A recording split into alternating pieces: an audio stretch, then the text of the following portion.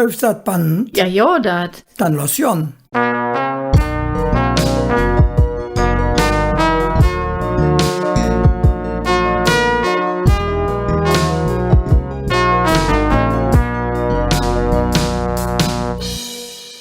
Dach lebe Hermann. Dach lebt Caroline.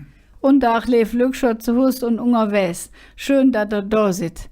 Wir sind ja wieder mit der gute Usjab von unserem Podcast dran und das letzte Mal haben wir, weil Schulferien sind, jetzt von der Usflösch verzahlt.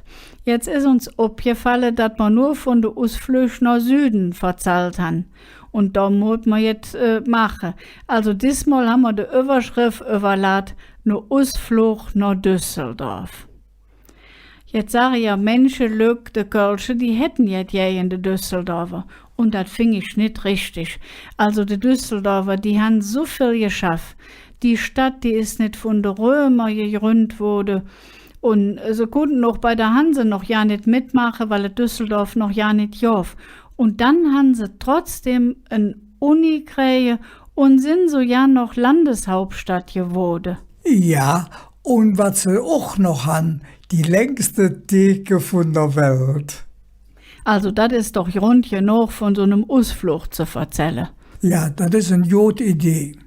Wie war das, wie du nach Düsseldorf fahren jetzt? Ja, also ich fahre nicht mit jen Autobahn, ich fahre nicht mit jen Flug. Also bin ich ganz genüsslich, relativ genüsslich auf der Landstraße, die B9 gegangen, über Worringen, Dormagen, Dreckinger, Dormagen ist ja zu uns.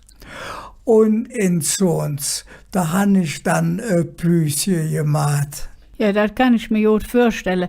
Ich war dabei, der Hermann hat nämlich in Zons eine Preis gekriegt, die Franz-Peter-Kürten-Auszeichnung für den Dialekt, den sie da pflegen, vom Ludwig Somanje und andere Lück, die Kölsch oder so jetzt Ähnliches wie Kölsch wade. Da hast dich also drauf besonnen und hast das noch ins Obgesog. So ist es.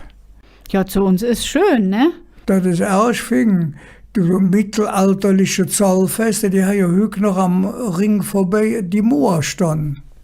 Ja, wie das in gemeint war, da haben sie das auch erst abkladoniert. Das ist ja Teil von Dormagen. Und ich weiß, dass ich da auch eine Klassenausflug hingemacht habe, weil sie gefunden haben, das möchte man sich belohnen.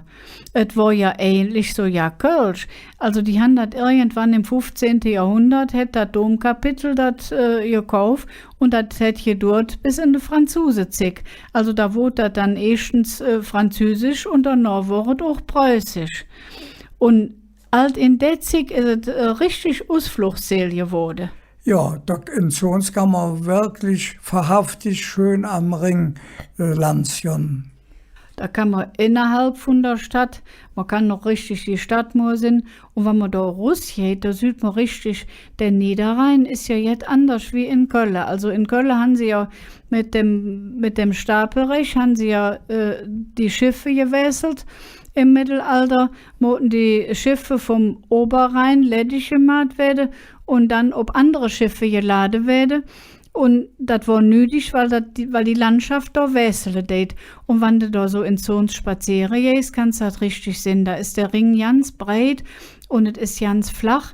Und da ist so eine Bahre, so ähnlich wie in Wies. Da kann man stundenlang laufen und es ist ganz ruhig. Es ist eine wunderschöne Landschaft. Und da kann man dann so eine Bahre gehen bis nach Stürzelberg. Hast du das auch getan? Nee, so weit bin ich nicht gegangen. Das war mir zu weit. Was ist dann mit Stürzelberg? Da haben sie so ein schönes Denkmal von den Treidelpäder und von den Treidelückscher, die da gearbeitet haben. Moment, jetzt erzählt das uns.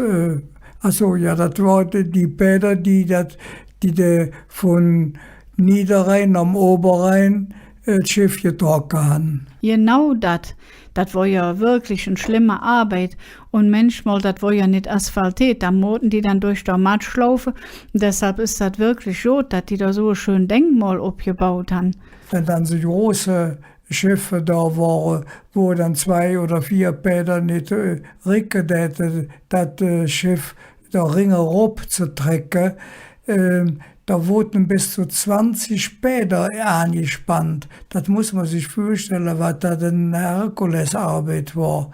Aber ich war ja nicht zum Arbeiten da. Aber also 1850 rum, da wurden die Treidelbäder abgeschafft, weil da die Dampfschiffe das realt hatte. Das war ja auch zig, die armen Tiere. Ja. Aber die hast du ja nicht mehr gesehen. Du hast einfach. Nee, so alt bin ich Du noch bist, nicht. wie ich dich so kenne, bist du genöchlich in der Stadt rumgeschrömt und hast dich noch gesetzt und ein Gläschen getrunken, ne? Ja, es Jahr 2, aber da war es am eng. Ich war ja mit dem Auto unterwegs. Aber ich muss jetzt ja. zugeben, du merkst, ich Ich fange an wollte zu grad stottern. fragen. Ich fange an zu stottern. Ich habe Altbier getrunken. Hermann, das hätte ich nicht von dir gedacht. Ja, das ist Forschungszwecke, da verstehst du nicht so richtig. Weißt du überhaupt, wie das dunkle Bier, das Altbier ist ja dunkel. Da habe ich mich noch nie für interessiert. Vielleicht, weil es alt ist, oder was? Nee, wenn der Kölsch lang genug stehen ließ, wird es auch alt. Nee, das hängt mit dem Malz zusammen.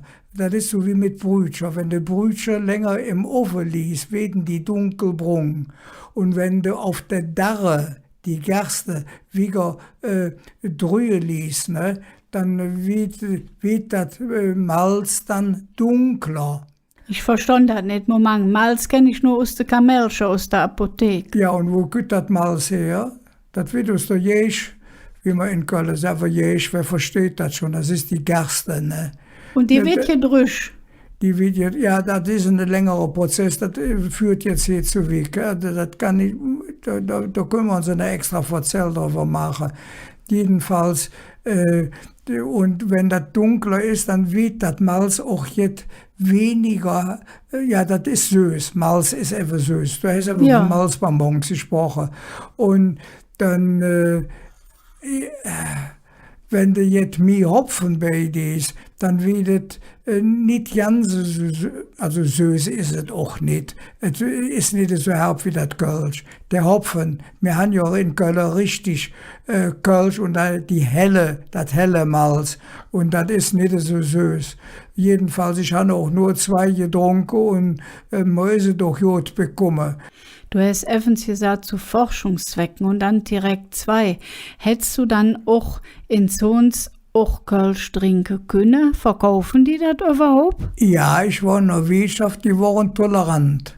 Du kannst tatsächlich wählen, dieselbe Wirtschaft, ob du Kölsch oder Alt trinken willst. Ich habe das Kölsch nicht probiert, da weiß ich ja, wie es schmeckt. Und ja, also mir ist das Kölsch lieber. Da gibt es aber dann manchmal so Gesellschaften, wo das dann gemischt ist.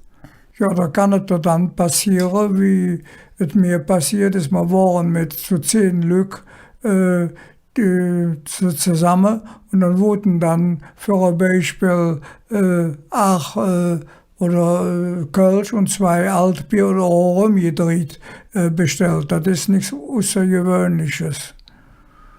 Aber ich soll es bleiben beim Kölsch. Das habe ich mir gedacht.